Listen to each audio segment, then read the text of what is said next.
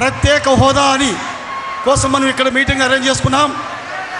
ప్రత్యేక హోదా అంటే మనం ఆంధ్ర తమిళనాడులో ఉండింది, తమిళనాడు నుంచి విడిపోయినాం, మళ్ళీ ఆంధ్ర నుంచి తెలంగాణ విడిపోయింది.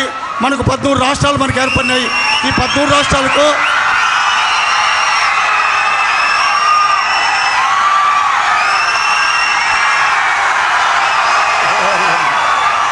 ఈ 13 రాష్ట్రాలు విడిపోయిన తర్వాత కేంద్ర ప్రభుత్వం మనకు ప్రత్యేక హోదా కల్పిస్తుందని మన్మోహన్ సింగ్ గారు మనకు ప్రామిస్ చేశారు.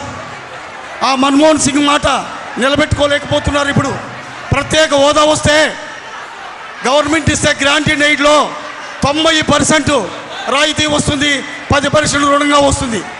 ఈ హోదా లేని రాష్ట్రాలకి గ్రాంట్ ఉండదు, 70% మనం పే చేయాలి. బట్ ఈ విధంగా ఉన్నప్పుడు మనకు ప్రత్యేక హోదా వస్తే ఇండస్ట్రీస్ వస్తాయి. ఇతర రాష్ట్రాల నుంచి మన రాష్ట్రం నుంచి ఇండస్ట్రీస్ పెడితే ఇక్కడ నిరుద్యోగంగా ఉన్న అందరికీ కూడా ఉద్యోగ వసతి కల్పించబడుతుంది. ఆదాయం పన్ను ఉండదు, అదనం పన్ను ఉండదు, ఎక్సైజ్ డ్యూటీ ఉండదు. అందుకని రాష్ట్రంలో అందరూ కూడా ప్రత్యేక హోదా కోసము ఇండస్ట్రీస్ పెడతారు. ఇండస్ట్రీస్ వల్ల మంచి ఆదాయం వస్తుంది అని కూడా మనము చెప్పచ్చు. మనకు 372 కిలోమీటర్లు తీర ప్రాంతం ఉంది. ఈ తీర ప్రాంతంలో ఇండస్ట్రీస్ పెడితే మనం డెవలప్ అయ్యి ఆర్థికంగా ముందంజ వేస్తాం. ఆర్థికంగా ముందంజ చేస్తే ప్రతి అన్ఎంప్లాయీస్కి ఎంప్లాయ్మెంట్ దొరుకుతుంది అని చెప్పచ్చు. మనము ఇక్కడ తెలుగుదేశం ఎమ్మెల్యేస్ ఎంపీస్ మంత్రులందరూ కూడా 14వ ఆర్థిక సంఘం వ్యతిరేకిస్తూ ఉంది అని చెప్తున్నారు. 14వ ఆర్థిక సంఘానికి ప్రత్యేక హోదాకి ఎలాంటి సంబంధము లేదు. మనకు ఎన్డీసీ ఉంది, నేషనల్ డెవలప్మెంట్ కౌన్సిల్, జాతీయ అభివృద్ధి మండలి ఉంది. దాది ప్రధానమంత్రి చేతిలో ఉంటుంది. ఆ ప్రధానమంత్రి తప్పకుండా అనుకుంటే మనకు ప్రత్యేక హోదా వస్తుంది. ఆ ప్రత్యేక హోదా వస్తే ఆంధ్రాలో ప్రతి విద్యార్థికి, రైతుకి, మిగతా అన్ఎంప్లాయీస్కి అందరికీ కూడా మనకు మేలు జరుగుతుందని కూడా మనము చెప్పచ్చు. తర్వాత ఎలక్షన్ 1.5 సంవత్సరం ముందు ఎలక్షన్లో ప్రత్యేక హోదా ఇస్తామని ప్రధానమంత్రి 5 సంవత్సరాలు చెప్తే బీజేపీ వాళ్ళు 10 సంవత్సరాలు ప్రత్యేక హోదా ఇస్తాము అని కూడా చెప్పుకొచ్చారు.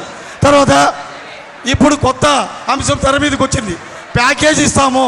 ఆ ప్యాకేజ్ మీరు సర్దుకోనంటే మన సీఎం గారు ప్యాకేజ్కే విముఖత చూపిస్తున్నారు. ఉదాహరణ తీసుకోండి, కేంద్ర ప్రభుత్వం 2 పల్లెల్లో, ఒక పల్లెంలో ముగిసేస్తాం సార్ అయిపోయింది, 4 ముద్దల బెల్లం పెట్టి ఒక పల్లెంలో 10 కేజీలు బంగారు పెడితే మన సీఎం బెల్లాన్నే కోరుకుంటున్నాడు, బంగారు వదిలేస్తున్నాడు. ఆ ఆంతర్యం ఏందో మనకి తెలియదు. అసెంబ్లీలో మన ప్రియతమ నాయకుడు, ప్రతిపక్ష లీడరు ప్రత్యేక హోదా గురించి చర్చ ఇవ్వాలంటే మైక్ కట్ చేస్తారు. ఆ హోదా కల్పించే మాట్లాడడానికి అవకాశం ఇవ్వరు. దానికి మనం గమనిస్తే ఇక్కడ చంద్రబాబు నాయుడు అంటారు, ప్రజలంతా గమనిస్తూ ఉన్నారు, మీరు ఏం మాట్లాడుతున్నారో అని చెబుతున్నాడు. నిజంగానే చంద్రబాబు ఏం చేస్తున్నాడు, జగన్మోహన్ రెడ్డి ఏం మాట్లాడుతున్నాడు, ఎవరి కోసం మాట్లాడుతున్నాడు, ప్రజలందరూ, విద్యార్థులు, అన్ఎంప్లాయీస్, రైతులు అందరూ గమనిస్తున్నారు. ఈ ప్రత్యేక హోదా కోసం విద్యార్థులు చనిపోతున్నారు, రైతులు చనిపోతున్నారు, మేధావులు చనిపోతున్నారు.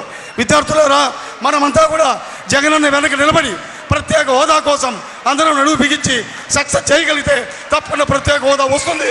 తప్పకుండా మరి విజయం సాధించి అందరూ ఎంప్లాయ్మెంట్ కల్పించే అవకాశము ఉంటుంది. Thank you very much. జై జగన్.